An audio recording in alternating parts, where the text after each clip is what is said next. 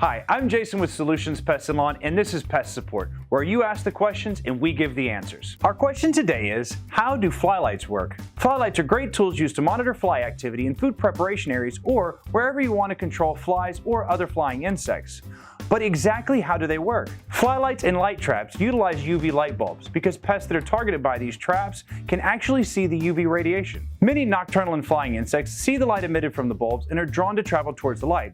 Ironic, since they'll be headed towards the light again, but in a different sense. If you're looking for some easy-to-use Flylites, check out the Solutions 1x2 and 2x2 Flylite fly trap. Depending on the trap, it comes with 2 or 4 UV light bulbs and traps flies and other flying insects against the replaceable glue board. Unlike zap traps, it makes pest control clean and odorless. Just make sure that you install the Flylite next to a standard 110 wall outlet. This trap is great to set and forget in areas that need continuous fly monitoring. I'm Jason with Solutions Pest and Lawn, and this is Pest Support.